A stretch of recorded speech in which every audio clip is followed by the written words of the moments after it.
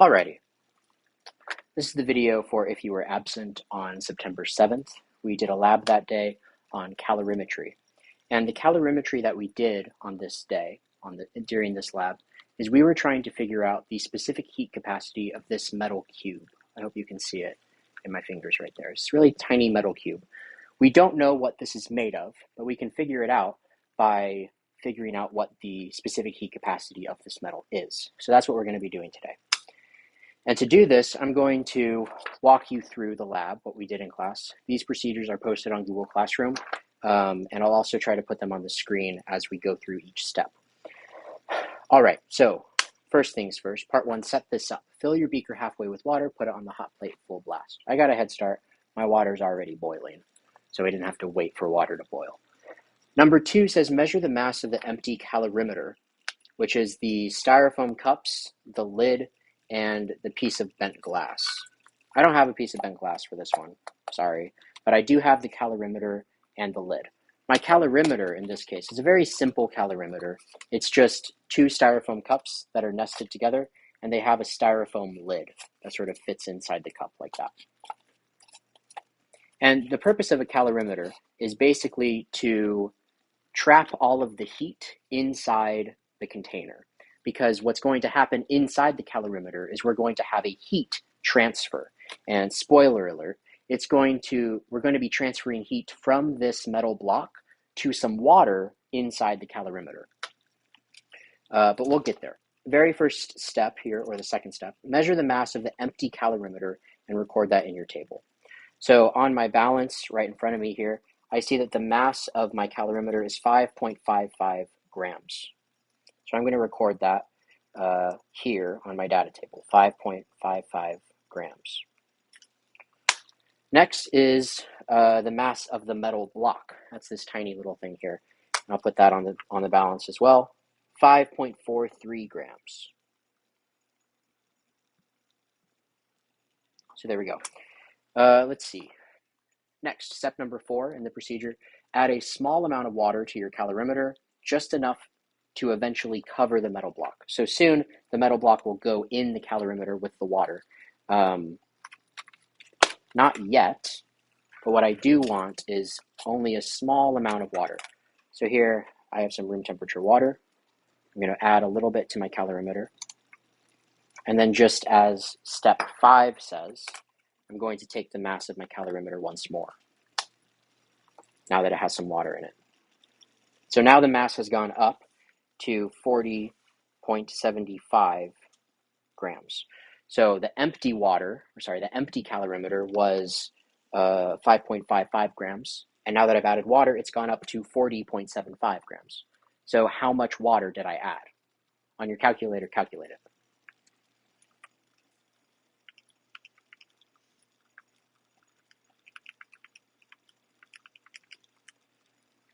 So this is going to be a difference of 46.3 grams. So that must be how much water I added to the calorimeter here, 46.3.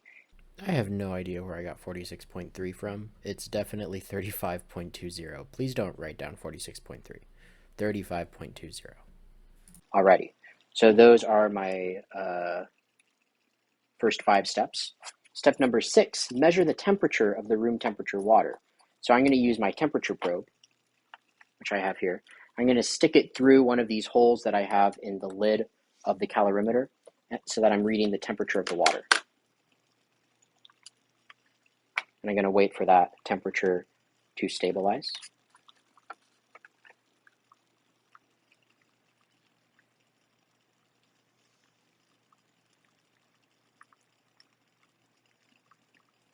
Seems like it's about 25.6 degrees Celsius.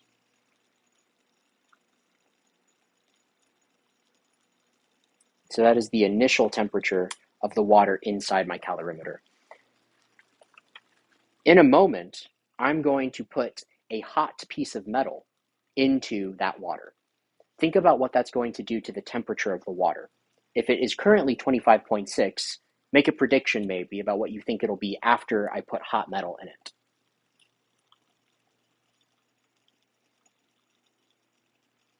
Now that you've made your prediction, let's move on. Part 2, heat the metal. Number 7, read along with me. It says, we must heat the metal to 100 degrees Celsius. The way to do this is we're going to put it in boiling water. That's why I have boiling water right here. The boiling water is to heat up my metal cube. But if I just throw my metal cube directly into the boiling water, it's going to sit on the bottom of the beaker. The glass that makes up the beaker right now is hotter than 100 degrees Celsius because it's sitting on the hot plate. I don't know if you can see, the hot plate is set to like 500 something degrees Celsius. I don't want to heat this up to more than 100. I want it to be exactly 100 so I know what the temperature is. So the way that I'm going to do that is I'm going to lower the metal cube into the water inside this test tube. So this test tube is empty. There's nothing in it. But I'm going to add my metal cube in there. And then I'm going to return my clamp to the ring stand here. And now, carefully, I'm going to lower the test tube into the boiling water. So now the cube is surrounded by boiling water, not directly, but through the glass. So that's heating up the air inside the test tube, hopefully to around 100 degrees Celsius, which eventually will get the temperature of the cube to be 100 degrees Celsius. But it's going to take a minute for that to happen. So let's fast forward like 5 minutes. Okay, so now that it's been about 5 minutes, I can safely say that the temperature of the cube is the same as the temperature of the water that's surrounding it. It took some time for the temperature to increase for the cube, right? But now I'm pretty sure that it's 100 degrees Celsius. The reason I know it's 100 degrees Celsius, I didn't have to take the temperature of the boiling water, but I know that water boils at 100 degrees Celsius, right, from our heating curve, right? The whole time that this water is boiling, I know that the water can't be getting any hotter than 100 degrees Celsius, so it's 100 degrees. One small change I want to make here is as we were sitting there for 5 minutes, the temperature inside my calorimeter, the water inside my calorimeter went down a little bit. So that told me that some heat energy was escaping the calorimeter.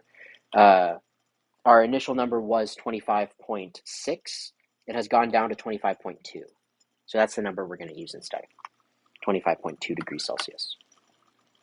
Now for this next part, what we're going to do, remember, is we're going to add that hot metal, that 100 degrees Celsius metal, to our calorimeter with our water in it. Once it goes in there, the temperature of the cube is going to go down, right? Because it's going to start cooling down with the cool water. And the temperature of the water is going to increase, right? Because it's gaining heat energy from the cube. The thing is, if I want my calculations to work out right, I need all of the heat energy that is currently in the cube to make it to the water. And that is kind of tricky because as soon as I take this out of the water, now the cube is releasing energy to the air. I don't want it to release energy to the air. I want it to release energy to the water, which means that I need to minimize the time that the cube spends in the air. So I need to make this switching process of going from the hot water to the cool water very, very quick. That has to happen fast. So I'm going to prepare my calorimeter by removing the lid. And so my calorimeter is ready to go. And now the key here is to do this really fast. So I'm leaving it in the water as I unscrew this clamp.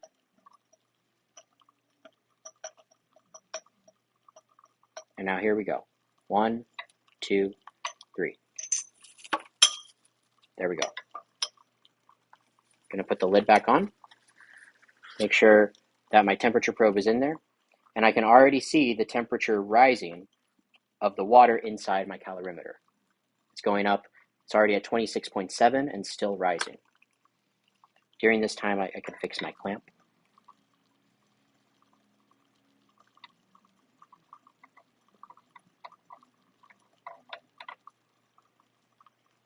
It's up to 27. And it seems to be stopping there. But I'm going to wait until I see it go back down. Because I don't know that it's not going to go back, it's not going to go up again to 27.1. So once it goes down to 26.9, then I know it's peaked. And now energy is leaving the system. The reason this is made of styrofoam, and there's a styrofoam lid on it, is because I don't want heat energy to escape to the air around the calorimeter. I want all of the heat that was in the metal block to be transferred into the water. I don't want any of it to go into the air.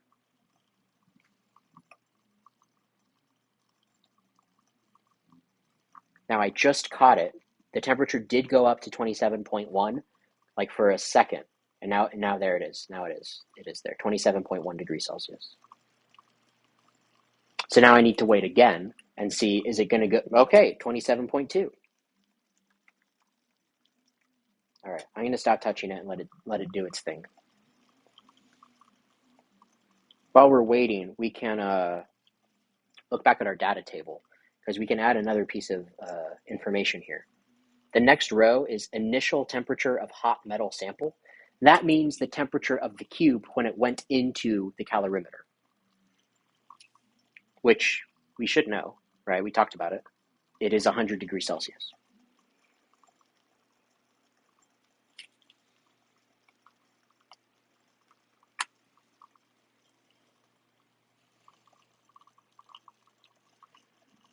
The temperature of my water is currently 27.3.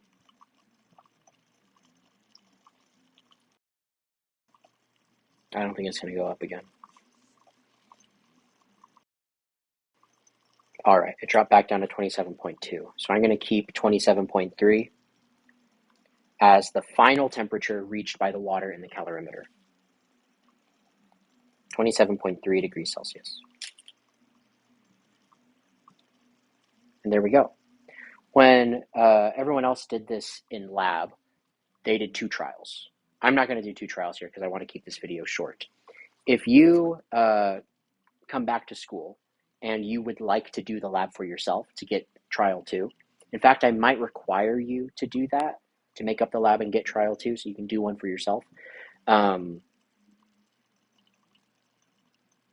I am going to do that, actually. If you missed this lab, if you're absent on September 7th, that is Thursday, I am going to need you to come in and make up this lab so that you can record your own data, and you can put that in the trial 2 column right here. Can you cross out this average thing, though? I don't need that. I don't need you to do the average. And then under calculations, it says, if you did 2 trials, use averages for the following calculations. Don't do that.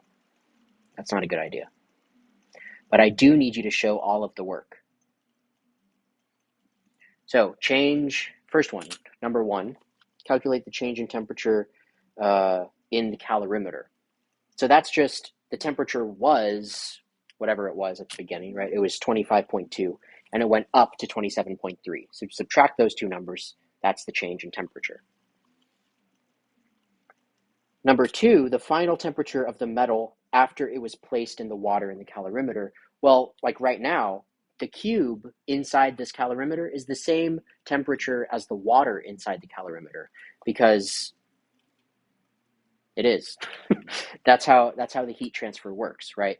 The metal cube is not going to lose so much heat that it's now colder than the water. We're going to go to thermal equilibrium, which means that both items, in this case the water and the metal cube, both items end up the same temperature at the end as the energy flowed out of the cube and into the water. The change in temperature of the metal sample, that means the change in temperature that it experienced while it was in the calorimeter. So it went from, in my case, it went from 100 degrees Celsius to 27.3 degrees Celsius.